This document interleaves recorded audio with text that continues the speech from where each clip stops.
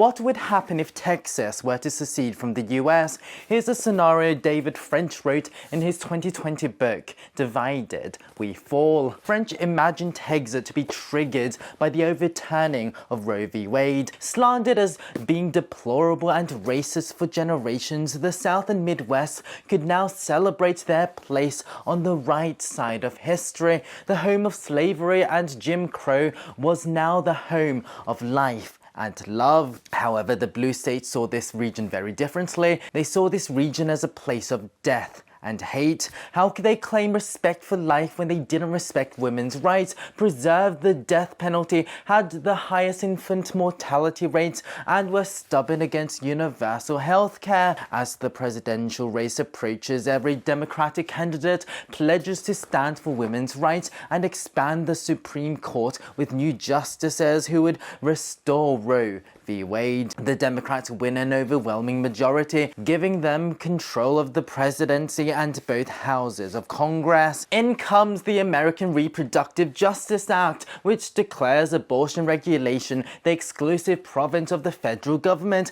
and the Civil Rights Renewal Act, which forces LGBT equality in new domains like Christian schools and churches. In anger, one by one, the red states are criminalizing the enforcement of what they claim to be unconstitutional statutes and declare any ruling from the packed court to be null and void. Congress responds by passing the Insurrection Act, imposing direct criminal liability on the governor of any state that attempts to enforce the nullification. The message to red state chief executives is assist the federal government or face prison. Republicans start clamoring for impeachment. Conservative media calls for a coup. Red state legislators start defying the federal government by criminalizing enforcement. The Alabama governor very publicly refuses to reopen an abortion clinic. Responding to this clear defiance of federal authority,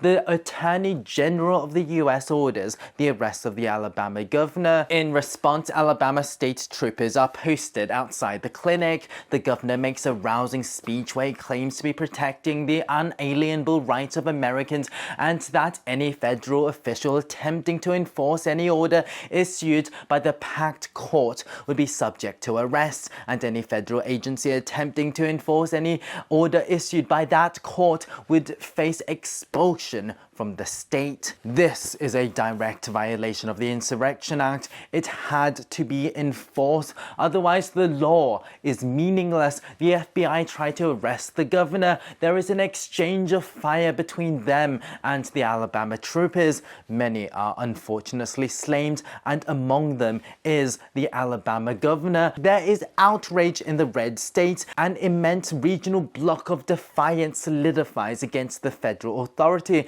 led by Texas, which starts mobilizing. The president tries to nationalize the Texas National Guard, but it doesn't work. The commander refuses the nationalization order. Other red state commanders follow suit. There is now an open armed rebellion against the federal government. Time skip. Within 6 months, the United States splits into two. Firstly, a secular and progressive new United States and a Republic of Texas, a religious and conservative nation. Meanwhile, in the international community, every world leader knows that Pax America is now over, and the peace maintained by the United States' overwhelming military and economic power would no longer hold. The security guarantees with the former United States now mean absolutely nothing. Carrier battle groups are now paralyzing their ports. American squadrons abandon their bases, return home, and have to choose sides,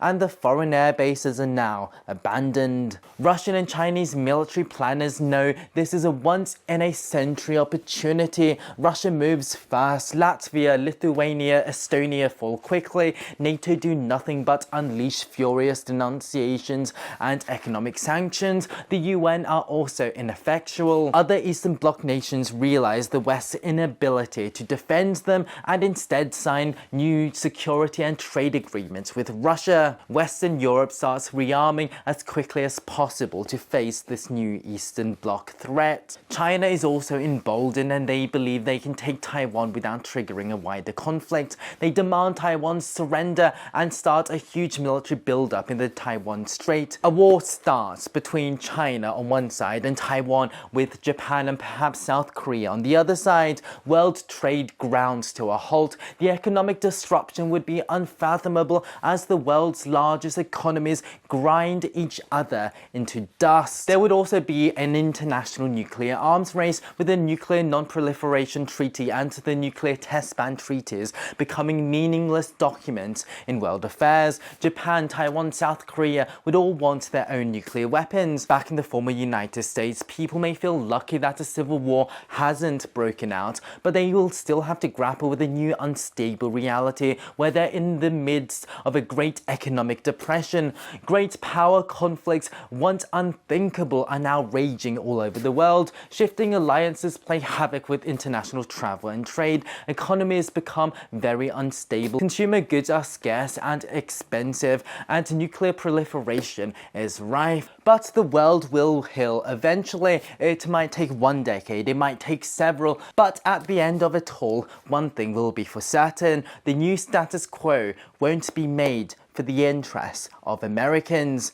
One would have to ask, was it all worth it? Obviously, this is all fictional, but let me know what you think of David French's scenario in the comments below, and thanks for watching.